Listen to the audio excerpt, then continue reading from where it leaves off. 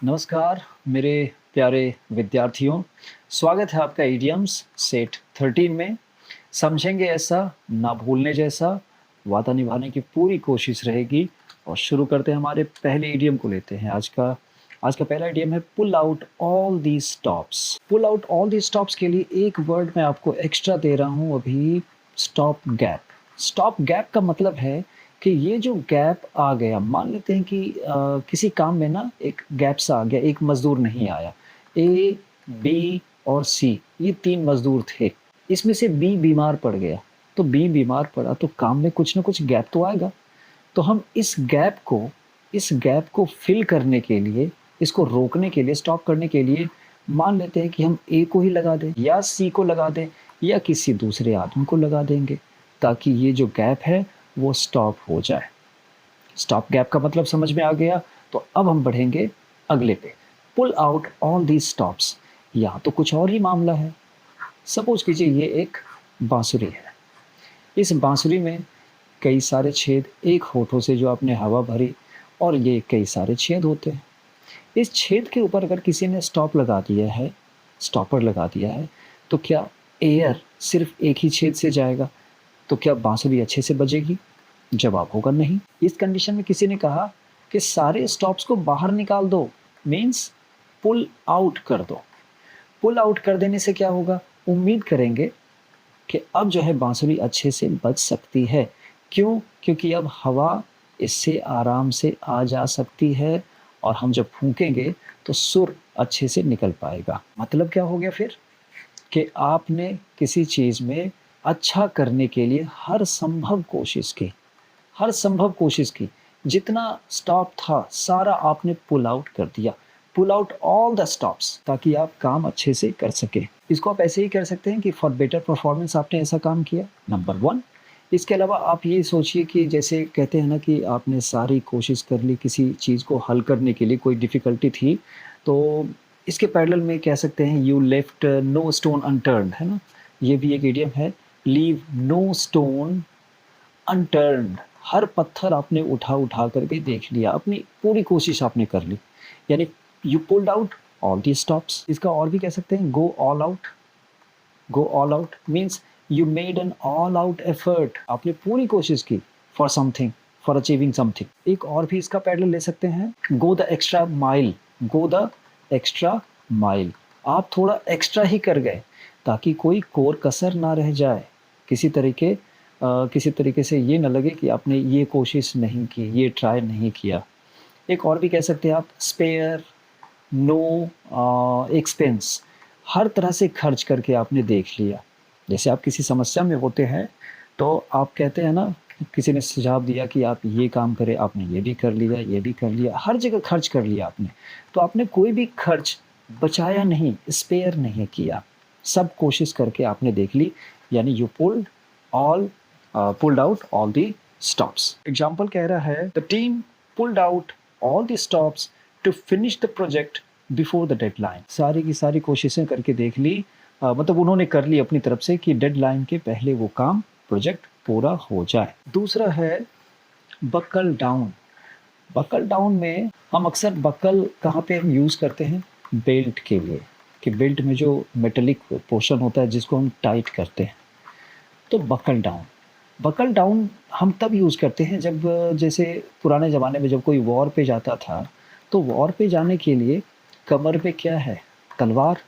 Yes, जब उस समय की बात है जब कमर में तलवार बांधा जाता था, तो उसको क्या करेंगे? बकल डाउन करेंगे, मीन्स कसेंगे। और अगर हम सिंपल भाषा में कहें तो कहते हैं कि कोई कठिन काम करने जा रहे हो, कमर कस लो।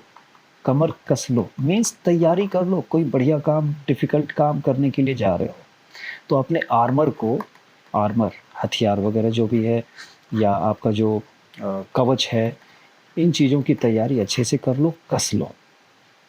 तो वहाँ पे लगाते हैं बकल डाउन। बकल डाउन कि अब आप किसी चीज़ में इंगेज होने जा रहे हैं, कोई काम हाथ में आपके आने वाला है, और वो भी टफ काम। चलिए इसका एक एग्जाम्पल लेंगे। If you want to pass the final exam, देखिए ये फाइनल एग्जाम है ना, तो इसके लिए आपको तैयारी करनी पड़ेगी। You need to buckle down and study this weekend. तो आपको युद्ध पे ही जाने वाली बात है, युद्ध पे ही जाने की जैसी बात है ये, तो आपको तैयारी अच्छे से करनी होगी, बकल डाउन करना होगा। अगला, फर्स्ट आउट ऑफ गेट।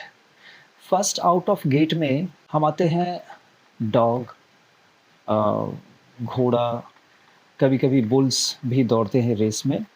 तो ये जो रेस जब हो रहा है, तो ये जो स्टार्टिंग स्टॉल होता है ना, जो गेट खुलता है और इधर से घोड़े निकले या बुल्स निकले, तो जो स्टार्टिंग स्टॉल से जो सबसे पहले निकलेगा, यानी that particular bull must be the first one two start, कि सबसे पहले एक्ट किसने किया, तो सबसे ज़्यादा एक्टिव कौन कहलाएगा, जो सबसे पहले बाहर आएगा, तो उसको लीड मिलेगी, लीड मिलेगी। और वो फर्स्ट स्टार्ट क्यों किया होगा उसने, क्योंकि वो ज़्यादा एंथुसियास्टिक होगा, एनर्जी से भरा हुआ होगा। तो जो एनर्जेटिक तरीके से स्टार्ट करेगा वो लीड करेगा ही करेगा। इसके अपोजिट में हम कहें कि जो फर्स्ट स्टार्ट नहीं करेगा वो लास्ट स्टार्ट कर सकता है, तो वो हारेगा। या फास्ट ना करके उसने स्लो स्टार्ट किया, तो उसके भी लीड करने की संभावना नहीं है, वो भी हार सकता है। तो इसके साथ साथ ये भी हो सकता है फास्ट आउट ऑफ गेट या स्लो आउट ऑफ गेट। तो ये इसका मतलब याद रखिएगा, अगर फास्ट एंड स्लो का मतलब है तो ये जो है बहुत तेज़ी से उसने प्रतिक्रिया दिखाई और शुरुआत जल्दी से जल्दी कर दी, और स्लो का मतलब बहुत धीरे से, यानी उसके जीतने की संभावना बहुत कम से कम हो सकती है। इसको राइट भी यूज किया जाता है, ये भी याद रखिएगा, right out of gate. Right out of gate का मतलब है कि बिल्कुल गेट से बाहर या सही ढंग से। सही ढंग इसीलिए कहा जा रहा है क्योंकि रेस को जीतने का तरीका यही है कि प्रॉम्प्ट स्टार्ट होना चाहिए, प्रॉम्प्ट रिएक्शन देना चाहिए, तभी आप लीडिंग पोजीशन पे जा सकेंगे। चलिए इसका एग्जांपल लेते हैं। एग्जांपल है, our company was the first out of gate with the new AI powered software giving us a major competitive advantage। ये कंपटीशन की दुनिया में सबसे पहले जिस कंपनी ने ये AI पावर्ड सॉफ्टवेयर लॉन्च किया, वो जाहिर सी बात है लीडिंग पोजीशन पे होगा।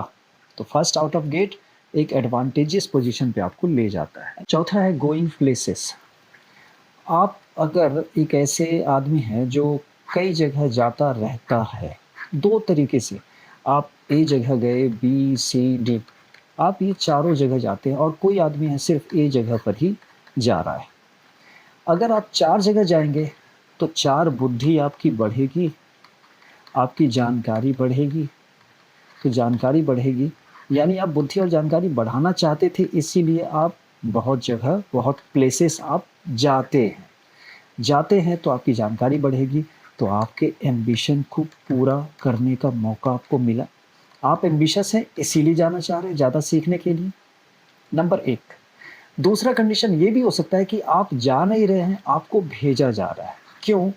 क्योंकि भेजने वाला आपको क्या समझ रहा है कि आप टैलेंटेड हैं, आप स्किल्ड हैं, आप ही एबल्ड हैं, आप ही को भेजना उचित होगा। ऐसा तब होता है जब आप सक्सेसफुल होते हैं या सक्सेसफुल बनना चाहते हैं। क्लियर है बात? बिना टैलेंट के आप सक्सेसफुल हो नहीं सकते, और बिना टैलेंट पैदा किए भी आप सक्सेसफुल नहीं हो सकते। तो या तो टैलेंट बढ़ाने के लिए आप प्लेसेस जाते रहते हैं, या तो आप टैलेंटेड हैं इसीलिए आपको प्लेसेस पर, अलग अलग प्लेसेस पर भेजा जाता है। तो इसका अब इस्तेमाल होता है सक्सेसफुल के लिए। चलिए एग्जाम्पल लेंगे। With her incredible work ethic and creativity, everyone in the office knows Sarah is going places। अब उसमें इनक्रेडिबल वर्क एथिक है और क्रिएटिविटी ज़्यादा है, तो ये टैलेंटेड पहले से ही है। तो ये टैलेंटेड है तो कंपनी इसके ऊपर भरोसा करेगी और इसको अलग अलग जगहों पर भेजेगी। तो कुल मिला के सक्सेसफुल कौन होगा? सारा ही होगी। क्लियर? चलिए अगले पे आगे, मेक हेडवे। हेडवे का मतलब समझते ही होंगे, जैसे इधर फेस है तो फेस की तरफ ही जाना, फेस की तरफ जाना। मेक हेडवे एक प्रोग्रेस वाले कंडीशन को बताता है, प्रोग्रेस। लेकिन इस प्रोग्रेस को हम समझेंगे कि फास्ट है या स्लो है। इसको समझने के लिए आपको मैं एक बना रहा हूँ शिप, और ये है समंदर। इस तरफ शिप जा रही है लेकिन हवा का बहाव जो है इसके अपोजिशन में है। तो बामुश्किल ये स्लो करके आगे बढ़ेगा। जहाज अपना रास्ता सामने की तरफ चलती रही और हवा उसको रोकने की कोशिश करती रही। तो जब कोई स्लोली और with difficulty, slow but with difficulty आगे बढ़ता जाएगा, हम वहाँ पे लगाएँगे इट इज़ मेकिंग हेडवे। समझिए कि अगेंस्ट ऑल ऑड्स अगर आप कुछ काम करते हैं तो यू आर मेकिंग हेडवे, क्योंकि ऑल ऑड्स मैंने जब बोल दिया, ऑल ऑड्स का मतलब सारे संकट आपके सामने आ सकते हैं, ऑब्स्टिकल्स आपके सामने आ सकते हैं। तो आप हर ऑब्स्टिकल्स, हर हर्डल को पार करके आगे बढ़ते रहने की कोशिश करेंगे, तो वो स्लो होगा ही होगा, विथ डिफ़िकल्टी होगा ही होगा, but you will be progressing anyhow. Despite the complex challenges, the team is finally making headway on the new project. Challenges थे, लेकिन फिर भी ये प्रोजेक्ट पर जो है टीम किसी तरीके से स्लो ही सही, विथ डिफ़िकल्टी ही सही, लेकिन प्रोग्रेस कर रही है। चलिए ये आखिरी और लास्ट में एक छोटी सी मन की बात। We are not afraid of speaking the truth, but we are scared of being left alone. हल्की सी बात इस पे कहूँगा, हम सच बोलने से नहीं डरते, सच बोलना चाहते हैं, लेकिन हमें ये अंदाज़ा लग जाता है कि हम सच बोले नहीं कि हम अकेले हो जाएंगे, तो हम अकेले रहने से डरते हैं। ये वीडियो यहीं समाप्त करता हूँ, मिलता हूँ अगले वीडियो में कुछ और इडियम्स के साथ। तब तक के लिए नमस्कार।